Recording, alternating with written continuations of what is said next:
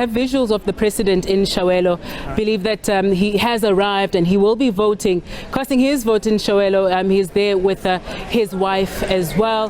They have arrived at the voting station in Chiawelo. Let's hand over to SABC reporter Natasha Phiri, who is following the president there in Soweto. Natasha, good morning.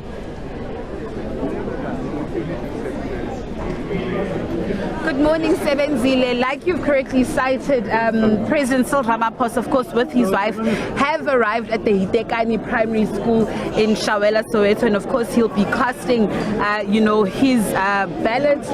What we do know is that over 900,000 votes were cast over the past 2 days in terms of special votes, and of course some voting stations were open as early as 7 a.m. today and will close at 9 p.m. Sebenzile, I heard you speaking about a very pertinent issue, that some people still don't know that they will be given 3 ballot boxes when they actually go and vote. One is national, one is regional, and one is provincial.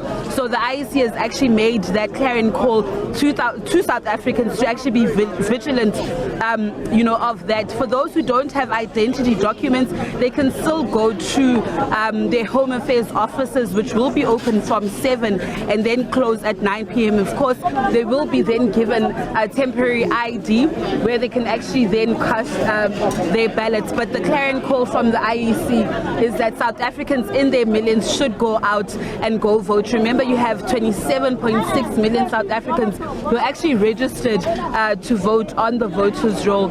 So just an important announcement there for South Africans that voting stations will be open from 7 to 9 p.m. But just a very important issue that the IEC had actually, raised with us members of the media and had actually clarified yesterday was that, there's some orchestrated attempts to actually undermine the credibility of the work of the IEC. And the Chief Electoral Officer of the IEC, Mr. Simon Mambola, says they are not having it as a commission. We actually spoke to former Nigerian President, Mr. Goodluck Jonathan, who is leading the Electoral Institute for Sustainable Democracy for Africa.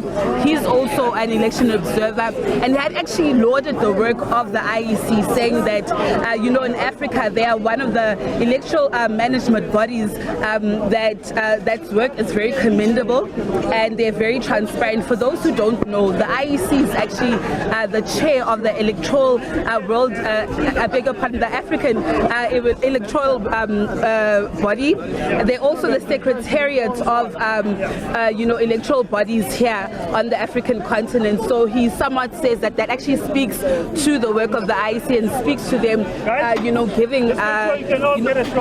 trying to give free and fair elections.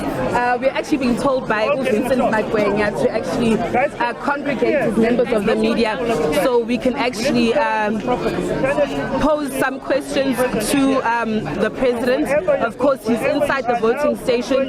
Immediately after voting, he will be coming here and engaging us members of the media.